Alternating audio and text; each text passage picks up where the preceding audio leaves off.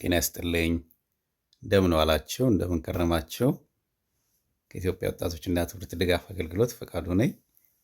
ዛሬ እንደምታውቁት ቅዳሜ ነው እና በኢትዮጵያ ወጣቶች እህት ኩባንያ የግብርና ኢንቨስትመንት ጋር በተያያዘ አራተኛ ስብሰባ እናደርጋለን እና አንዳንዶቻችሁ ተመዝግባችሁ ኢሜይላችሁን እያያችሁ እንዳልሆነ ተረድቻለሁ። ምክንያቱም ኢሜይል በምጽፍ ሰዓት ደርሶኛል ብሎ የሚመልስ ከ380 አካባቢ ውስጥ 30 አይሞላም እና ሁሌ ያሳስበኛል።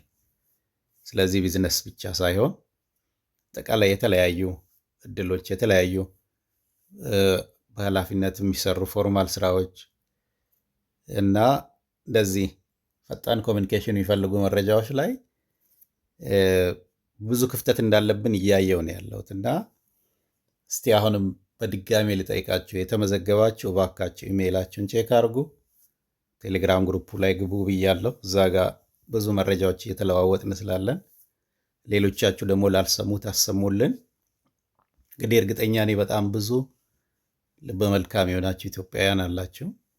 የኢትዮጵያ ወጣቶች እንዳይቸገሩ የምትፈልጉ፣ ራሳችሁንም ሀገራችሁንም ማገዝ የምትፈልጉ በጣም ብዙ ወጣቶች እንዳላችሁ አውቃለሁ እና እንደዚህ አይነት ሀሳቦች አብረን እንስራ የሚል ሰው ወደፊት ሲመጣ ማበረታታት መለማመድ አለብን። በርቱ ማለት አለብን። በምንችለው ደግሞ ማገዝ አለብን ማለት ነው እና የተሻለ ነገር እየፈለግን ግን ማንሰራ ከሆነ ዝም ብሎ ስለማይፈጠር ነው።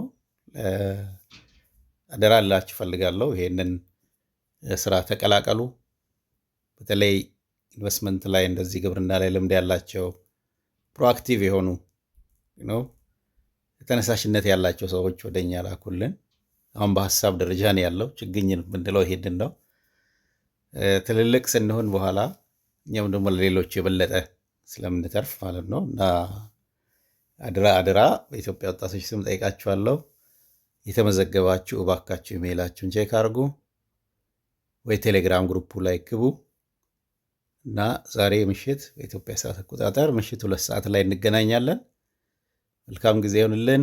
አምላክ ሀገራችንን ዓለማችንን ሰላም ያደርግ። ለእኛም በጎ ልብ ይስጠን።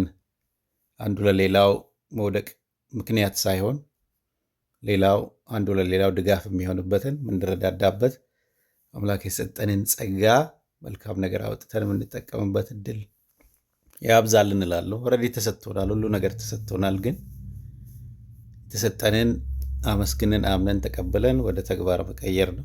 በጣም ብዙ ኢትዮጵያውያን ብዙ አቅም ያላቸው አሉ። ግን በሚያሳዝን ሁኔታ አንዱ ለሌላው ውድቀት ነው አብዛኛው ጊዜ ሰበብ ሲሆኑ የምናየው። ስንሆን እያለን ያለ ነው።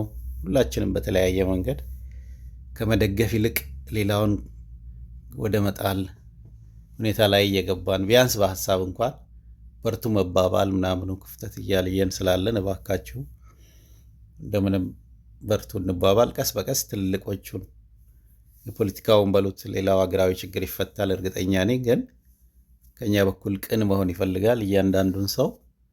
ሁሉም የእግዚአብሔር ፍጥረት ስለሆኑ ምናልባት ኃጢአተኞች ሆነው ሊሆን ይችላል፣ ወንጀለኞች ሆነው ሊሆን ይችላል፣ እኛም በሚጎዳ መንገድ ላይ ተሰልፈው ሊሆን ይችላል። ነገር ግን ይሄ ነው አማኝ መሆን የሚጠቅመው። ይሄ ነው ይቅር ባይነት ምን እንደሆነ ትርጉም ያለው ማለት ነው። ሪሊ በእውነት ምናምን ከሆነ ከስም የዘለለ የምንሄድበት እምነቶች በደንብ ከተረዳናቸው ለሚጎዱን ሰዎች የበለጠ ጉዳት እንድናደርግ የሚያበረታታ እምነት የለም። በተቻለ መጠን አንደኛ ራስን ከጉዳት መጠበቅ፣ ሌሎችንም ደግሞ መጠበቅ፣ ይቅር ማለት፣ በርቱ ማለት፣ ሰዎችን ጥንካሬ ማየት ከደካማ ጎናቸው በላይ ማለት ነው እና ይህን እላለሁ። በጣም አመሰግናለሁ። ምሽት 2 ሰዓት ላይ ጠብቃቸዋለሁ። እግዚአብሔር ይስጥልኝ።